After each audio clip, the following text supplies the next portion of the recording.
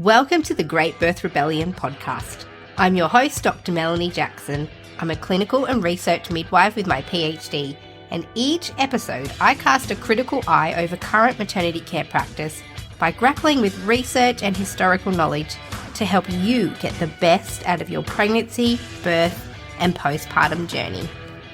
Hello, Rebels. In today's episode, we're talking about placental birth. I'm first going to start by describing what the placenta is, how to give birth to your placenta, and 3 strategies or options for placental birth, including psychophysiological, physiological, and active management. And for clinicians out there, I'm also going to give some really practical steps on how to facilitate physiological birth. And if you're listening as a birthing woman, then you'll understand the different options for your birth and have all the information that you need to choose how you want to give birth to your placenta. All right, so what is the placenta? So the placenta is actually the genetic material of your baby. So when they have a look at it on a histological level, so the actual tissues, the baby grows its own placenta, and so it's not the maternal organ, it's the fetal organ or baby organ. And for that reason, some people do really hold it as a sacred organ. Lots of cultures have a lot of ceremony around the placenta, around the burial, around the cutting of the placenta off from the baby. So there's all kinds of practices that honors the placenta as the baby's possession. But certainly the baby grows it. And the baby uses the placenta to implant itself to the inner layer of its mother's uterus. So the uterus has 3 layers, and on the very internal layer is where the placenta will implant. So most of the time it implants in a healthy way, and there are abnormal placentation processes, but that's not the topic of today. We're going to talk about normally implanted placentas today. So the size of the placenta roughly approximates to about 1/6 of the weight of your baby. So that's roughly how big your placenta is going to be. And it should, in a healthy pregnancy, stay attached to the side of your uterus for your entire pregnancy, your entire birth. The baby's then born, and then your body goes through a process of giving birth to the placenta. Once your baby's born, that's not birth finished. And obviously, I'm a home birth midwife, so I speak a lot to my clients about the labor process and birth process, and you've not finished until you've had your placenta and you're no longer bleeding excessively as a result of having given birth to your placenta. So there's still effort involved in giving birth to your placenta if you are in charge of that process. If the placenta birthing process is handed over to the clinicians at your care, so if you have a midwife or an obstetrician at your birth, a lot of those healthcare providers will assume responsibility for your placental birth, and you might not even realize it's happened, because usually the placental birth process, or what mainstream maternity would call the 3rd stage of labor, placental birth, is completely managed by your healthcare provider. And we're going to talk about how they manage that and why they manage that. But if you were to leave it alone to give birth by itself, once your baby is born and your uterus is empty of baby, it kind of collapses in on itself, contracts like it would if you were having a contraction to bring your baby out.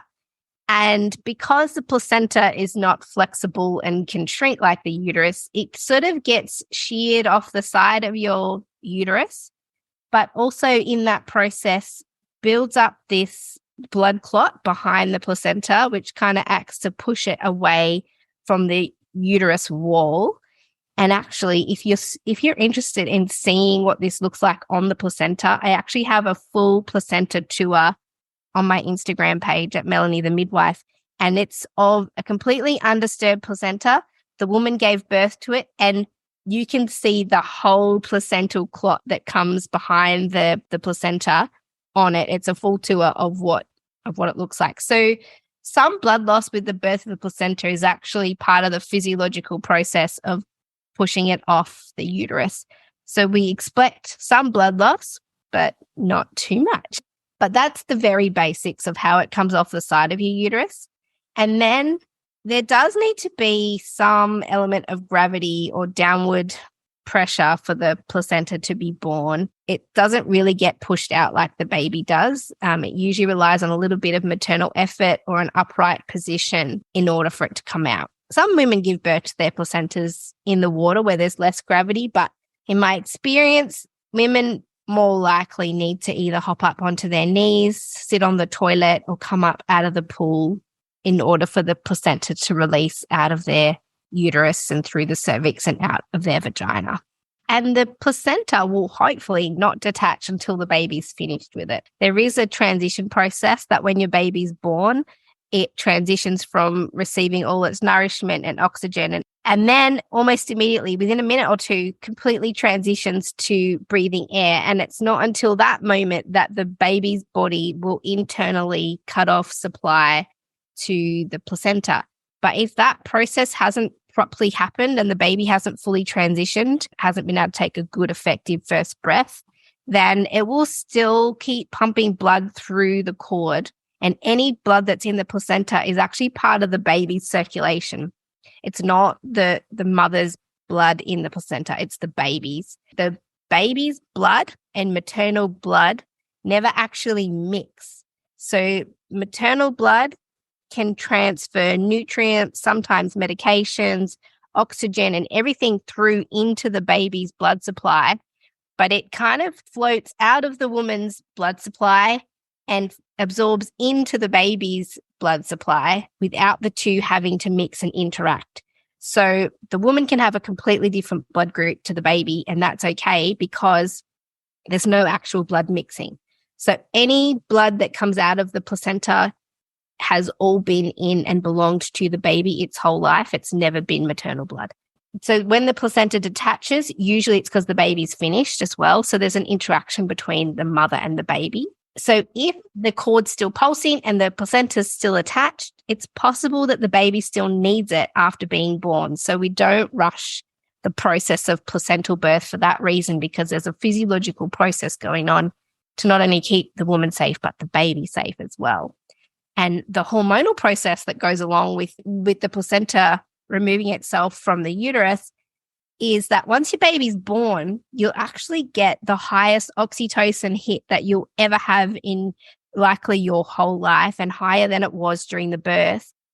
And oxytocin not only encourages bonding and love, so the minute you see your baby, there's just an immediate hormonal setup to fall in love with it, but oxytocin also is the hormone that contracts your uterus, which facilitates the separation of the placenta and also keeps your uterus contracted to reduce postpartum blood loss. And so if that physiological process is all intact, the placenta should come away by itself and the woman shouldn't bleed excessively after the birth. The baby should have time to receive any oxygen and nutrients it needs from its placenta before it cuts off that supply and fully transitions to breathing air.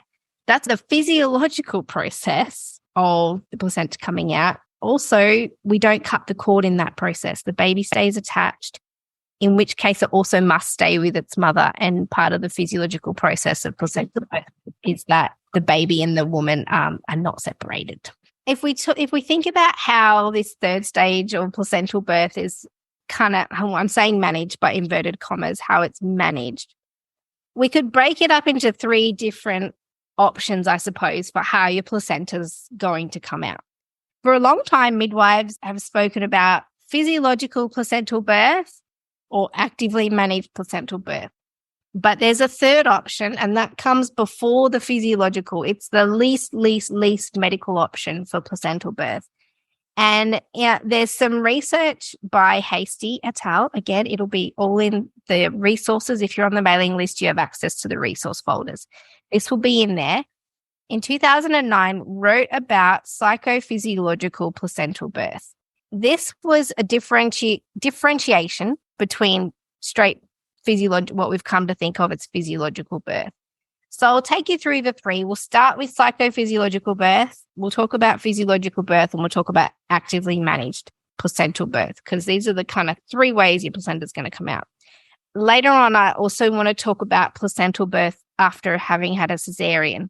So psychophysiological placental birth focuses on the actions of a midwife who's known to the woman or chosen by the woman to attend their birth in a also physiological setting like a home birth or in some birth centres that are very low intervention. So this is a type of placental birth that can't be mimicked at all in a hospital setting, no matter the skill of the midwife or the philosophy of the midwife or how physiological the midwife believes they are or how straightforward the birth is. If you're in a hospital, you can't have had a psychophysiological placental birth because it relies on the interaction of the birth environment, very, very limited intervention. And one of the biggest interventions that there is in birth is getting in the car mid-labor, driving to a new strange facility and entering that facility. Already, by moving yourself into hospital, you've taken yourself out of the psychophysiological option of placental birth. You can still have a physiological placental birth, but it's not the holistic placental birth care that we're talking about in this section and what these researchers are talking about. So it relies on the midwife being known to the woman, enhanced feelings of safety, a familiar environment where the woman feels comfortable and safe, low intervention birth where the woman is at low risk of postpartum bleeding, and the care of a midwife who's provided holistic care, which includes the physical, psychosocial, social, emotional, cultural safety that's offered in that kind of birth model. So it's already a pretty boutique option for placental birth. And there's research on the effectiveness of this type of approach to placental birth. And if you read the paper, they detail in full lists of what factors would make it a psychophysiological birth process. So they talk about this thing of midwifery guardianship of the placental birth process. So a psychophysiological approach to placental birth relies on the meeting of certain, eligibility criteria. So firstly, it has to be a model of care where the woman has had that midwife be her primary care provider. The woman's had a healthy pregnancy and we're not expecting any unique complexities. The woman has information about and has discussed birthing of placenta. So basically, we've sat down and had a complete education session about placental birth, how it works, what it involves, so that when the woman comes to giving birth to her placenta, she's aware that it requires her effort and her attention. And so the woman has to be well prepared. So this can be a difference between psychophysiological placental birth and just straightforward physiological birth, that the woman has been actually prepared and educated about placental birth and that she's consenting to this way of doing it. And she's agreed that this feels like the best way for her to birth her placenta. And they talk about the woman being having a mindful approach towards placental birth. So not just kind of having the baby and then forgetting about the rest of the process. It's only best to do physiological or psychophysiological placental birth if the rest of the labour of the birth has been uncomplicated. So was it a normal vaginal birth without too much interruption? If it was, you can kind of move on into the process of also having an uninterrupted placental birth. The next criteria for this psychosocial placental birth is that the woman and her baby are physically and emotionally healthy at the end of the second stage. There are some times at a home birth, for example, where the woman's had her baby and just looks at you and says, I do not want to give birth to my placenta. Can you just sort that out? I don't want to put the effort in. You know, it might have been a long labor. She might be emotionally exhausted. It might have, her expectations of it might have been different and she's just not up for birthing the placenta now. And that's okay. That the attending midwife knows how to act as a midwifery guardian to preserve the physiological state that's required for psychophysiological birth. And that means that the midwife's not touching anything, not saying anything, is protecting the birth space from intrusion, keeps the lights down, the room's still warm, isn't poking around on the woman's fundus and uterus, isn't kind of injecting any activity into the birth space. So there's a way of being with a woman that will actually allow her to be in an optimal state to give birth to a placenta. Also, immediate and sustained mother and baby skin-to-skin contact so that you don't separate the woman and the baby. The mother and baby are kept warm, so all fans turned off, everyone's wrapped up in a nice big blanket. The baby's allowed to self-attach to the breast. The woman's in an upright position, which I was speaking about earlier, with just the assistance of gravity to bring out the placenta. The midwife unobtrusively observes for signs of separation of the placenta, and the placenta is born entirely by maternal effort and gravity with no cord traction, so no pulling on the cord, no fundal massage. And the midwife is just there to gently encourage and be present and mindful with the woman and give gentle reminders to focus on the woman's, for the woman to focus on her baby and the birth of the placenta ahead of anything else. And then it also relies on the partner or support people to ensure that their interactions in the space remain focused on the woman and baby dyad until this placental birth process is complete. And we often call it the halo, don't we? Like having that halo around the family to protect it. Absolutely. And, I talk to women as well about sometimes if their children haven't been in the birth space during the birth, and then the baby comes out and they go, oh, go wake up the kids. It's time to tell everybody and call mom. And it's whoa, hang on. We're not finished yet. Like if you suddenly go and inject 3 excited children into the space and get on the phone, or I've seen women in Zoom conference calls with, somebody overseas to show off their new baby and the placenta's still inside. We've got to protect this space.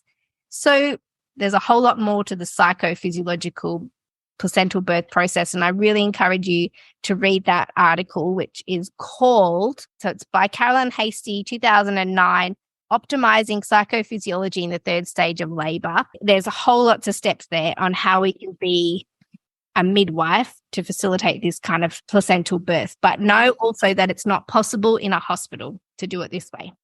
For the midwives who are feeling triggered of how dare you say I can't provide a psychophysiological birth experience for women in hospitals? We've got to remember, actually, it's not about us. There's a whole system out there that's failing birthing women at every single point, and you're not responsible for that failure. A lot of midwives are in the system every day battling against a medicalized system, being a physiological midwife. You can provide care for women wanting a physiological placental birth. There's no doubt about it. Your head's in the space. You've managed to fight off all the powers that be to keep a birth space safe for a woman in a hospital to have a physiological placental birth.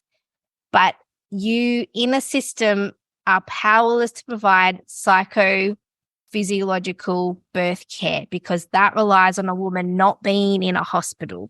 Yes, you can keep providing physiological care in a hospital, but what we're talking about in this first option is psychophysiological care, and that's a completely different ballgame.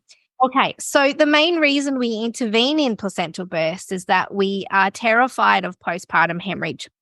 So then they did research on this way of caring for women, psychophysiological placental birth. So when they had a look and compared psychophysiological placental birth care to just regular placental management, what we call active management, which I'm going to talk about in a minute, in hospital. So if you're a woman and you're low risk and you have low risk of bleeding after your birth, and you go to hospital and accept or receive active management of your placenta, and that's just standard care in a hospital, then you've got an 11.2% chance of still having a postpartum hemorrhage. When they had a look at the same type of woman, low risk of bleeding, who is exposed to holistic psychophysiological third stage care, the postpartum rate was 1.7. So it's 7 to 8 times less likely to have a postpartum hemorrhage if you honor a holistic psychophysiological third stage versus a actively managed third stage in hospital for a woman of equal risk. So this is not low-risk women compared to high-risk women. So it absolutely works to use this psychophysiological third stage management if we have an intention of reducing postpartum hemorrhage rates. That's where the research is, because that's the only reason why we interrupt placental birth, is that we want to reduce the amount of time where a woman is at risk of bleeding. And the belief is that if we get the placenta out fast, we're going to reduce the woman's chance of having a postpartum hemorrhage. But what we're seeing now in research over the last 20 years really is that the assumption that interfering with the third stage will reduce postpartum hemorrhage rates is kind of not true. We've ignored the psychophysiological process of birth. And that's a medical assumption, is that we can do better than what the body can do. And so if you leave us to it, if you just let us manage this, you could be kept safe. And it's forgotten that actually for most of humanity's existence, we haven't had oxytocin injections to bring out placentas. So of course, there would have been women who bled postnatally as a result of, and died from PPHs. But it's not 100% of women who would have a bleed without medical attention. And so then I guess if we move on to the next kind of option of physiological placental birth, this could happen in a hospital. You could have not an actively managed placental birth in a hospital. I do believe that's possible. And there is stats on this. We aren't really taught either at uni or at hospital how to support a physiological third stage, because hospital policies are that we actively manage placental birth. So I've just pulled up a paper here, and the title is Outcomes of Physiological and Active Third Stage Care Amongst Women in New Zealand. So New Zealand midwives, way better than Australian midwives at physiological third stage. New Zealand has a history of, a better history than Australia of supporting physiological birth. I'm sure if you're in New Zealand, you might think, well, it's not that great. I can promise you it's better than Australia. So then they did. So basically they've got an opportunity to study physiological versus active management. And I realize we haven't yet explained active management. We will. But if we're thinking about the reason that medical people think that the third stage should be managed is because they fear that there's a high risk of PPH, and that actively managing the placental birth is going to reduce that chance. So this is research done in 2013, and they compared the rates of bleeding for if you have physiological third stage care, which in the research they sometimes call expectant management. So in researchy words, expectant management is kind of the words for like not doing anything. So what would happen if we just didn't do anything? And then they compare that to an intervention. So in this case, the expected management was, let's just wait for the placenta. And the active management or the intervention was to give oxytocin and bring the placenta out without the input of the woman. It was all clinician-led.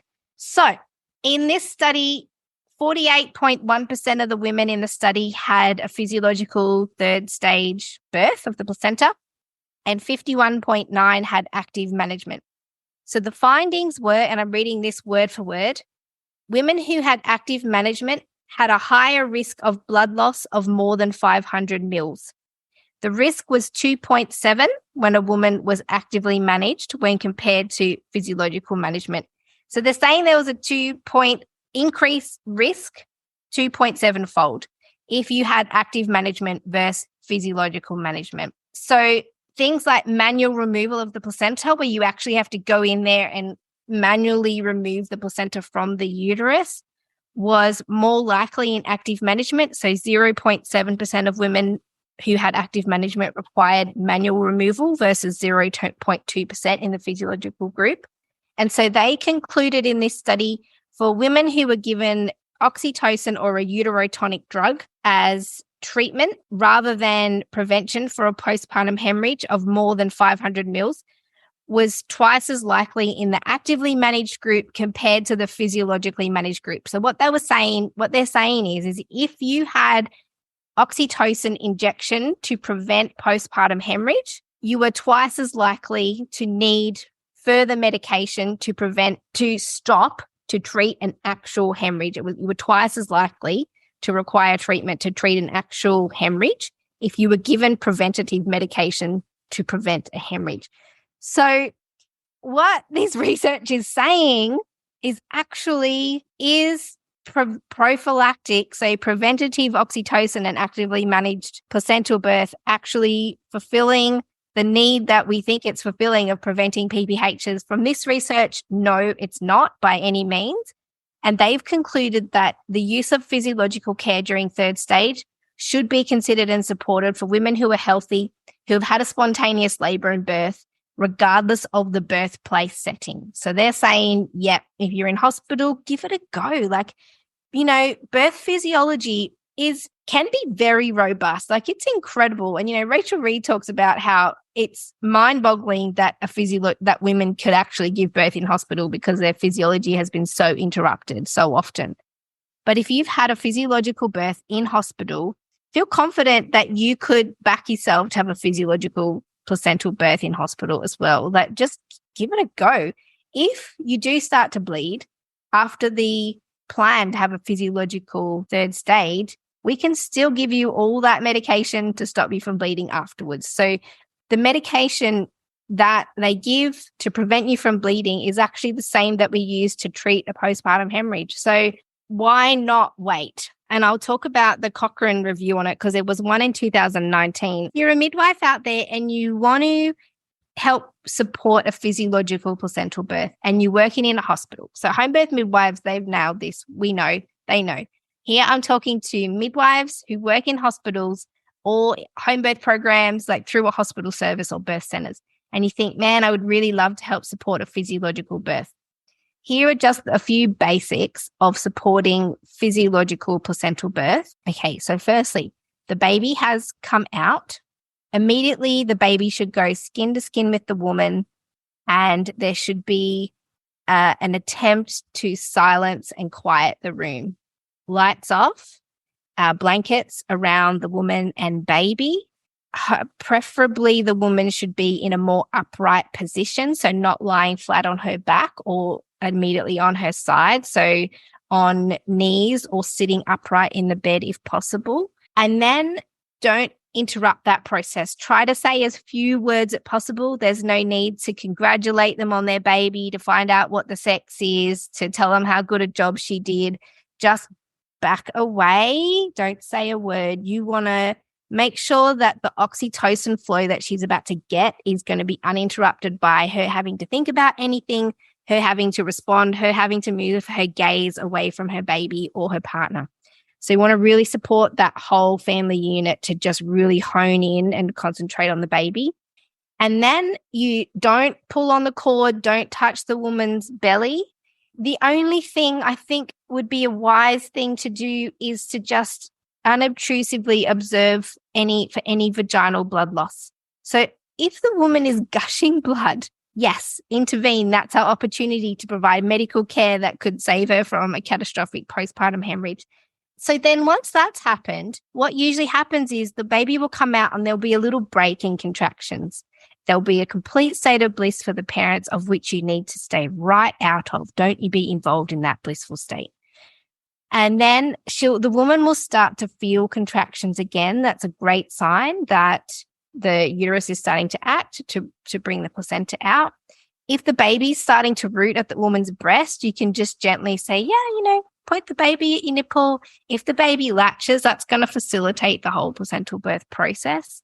And certainly if it's taken a while, strategies to help with physiological placental birth would be to latch the baby and get in a more upright birth position. And the toilet is a beautiful place to birth the placenta too, in terms of being able to release pelvic floor muscles and relax onto that.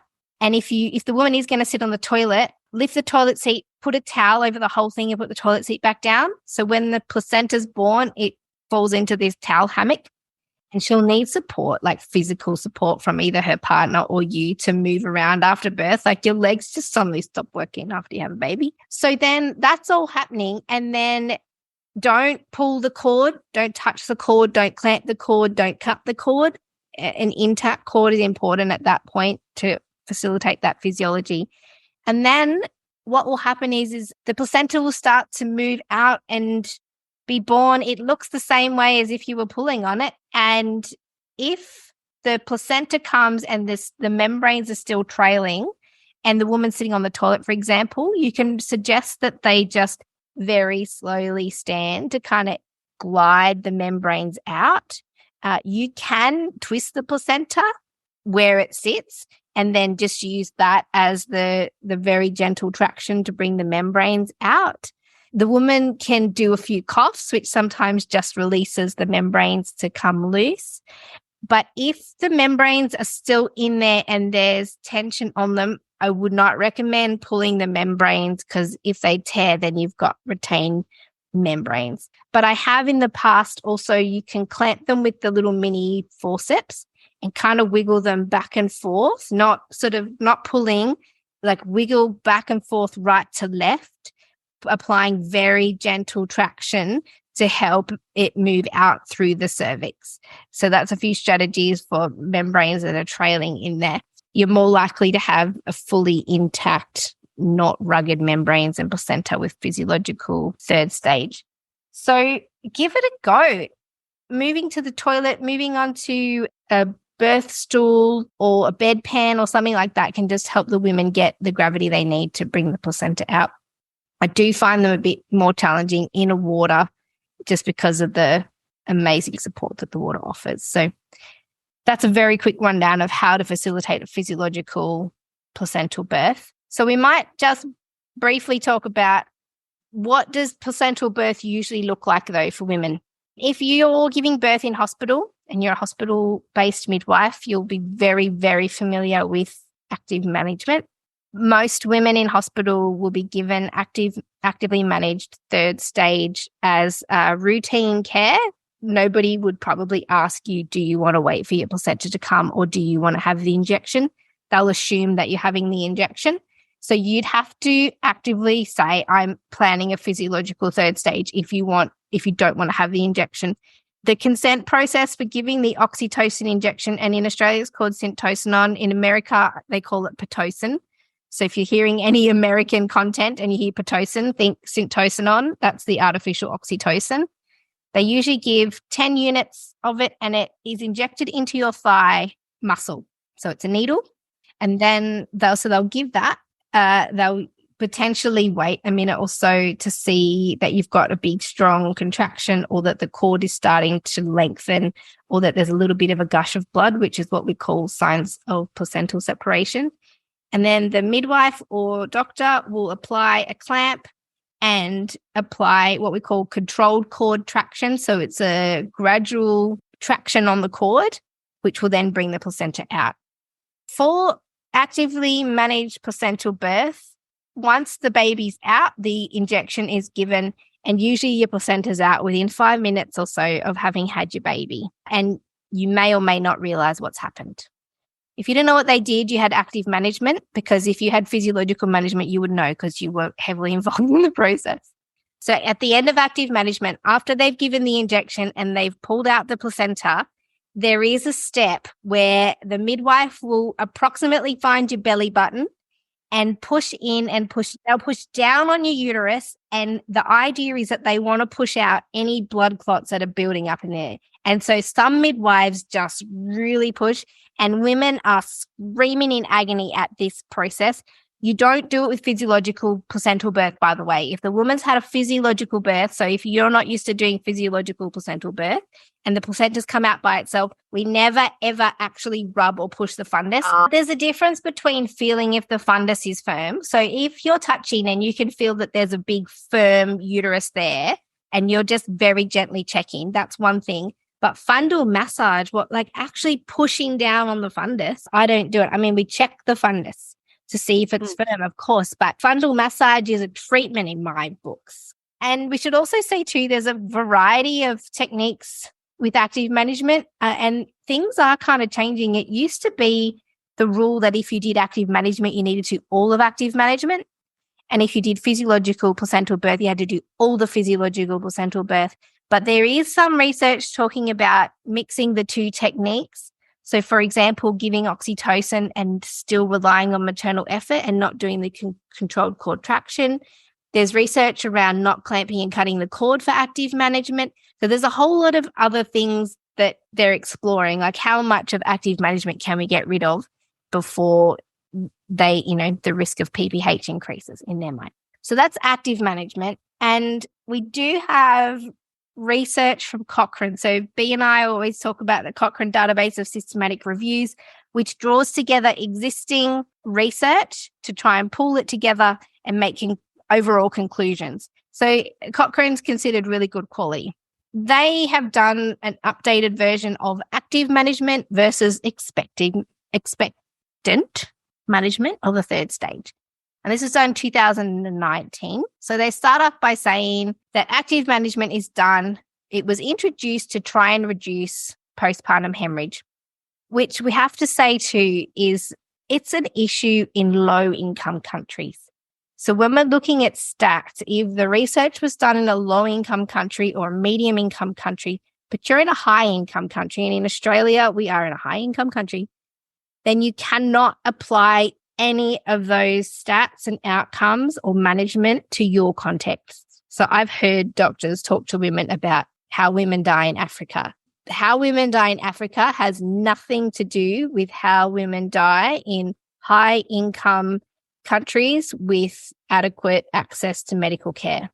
We kind of need to forget about the idea about, if we didn't do anything, everyone would die of PPH. Well, maybe malnourished women who don't have access to good care might, but not in high-income countries. So they included 8 studies in this research paper, and there was 8,892 women. The studies were all undertaken in hospitals. 7 of them were in higher income countries and 1 was in a low income country. So then I'm not going to bore you with all the details, but they said that although the data appeared to show that active management reduced the risk of severe PPH, so that's bleeding greater than 1,000 mils at the time of birth, they're uncertain of if this finding is because of the very low quality evidence. So they said while they found 8 studies, all of the studies were of very low quality. So active management may reduce the incidence of blood loss following birth, but we have to consider that active management has potential harms and risks, including postnatal hypertension, so high blood pressure, pain and return to hospital due to bleeding. So that's another thing that they have found is that physiological placental birth, overall, if you consider the woman's postpartum blood loss up to 6 weeks, women who have a physiological third stage have less bleeding over the 6 weeks than of women who had management with oxytocin at birth. They actually tend to bleed more postnatally when they've left the hospital compared to women who had physiological third stage. So overall, we'll lose more blood if you've had active management. So the Cochrane said we must emphasize that this review only has a small number of studies with small number of participants and the quality of evidence is low or very low.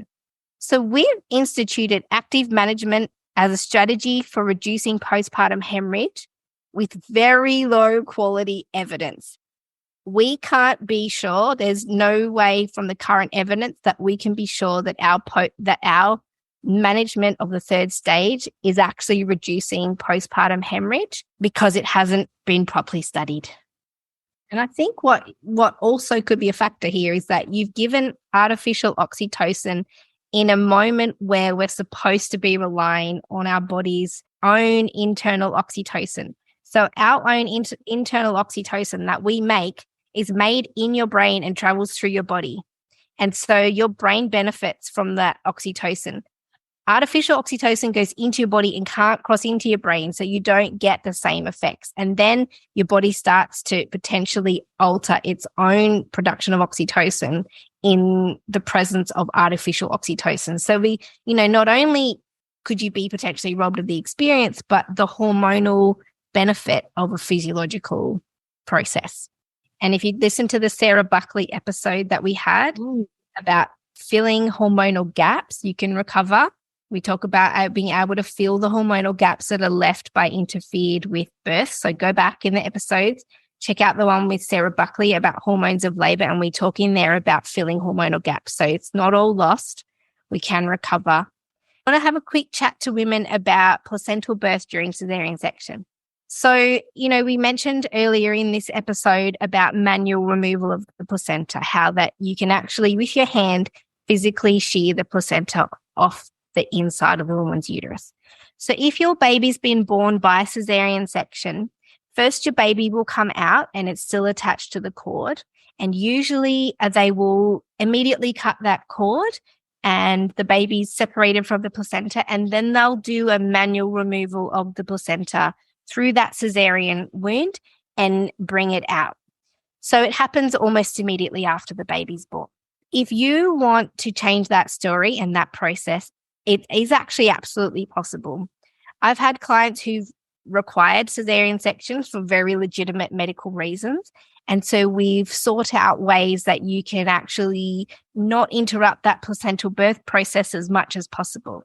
So some things you can do, if this is a non-emergency cesarean section and you've got an opportunity to talk to the team who are going to be assisting this cesarean section and bringing your baby out that way, you can ask for delayed cord clamping after a cesarean section. I've seen it done. I've seen doctors explore how to do it safely.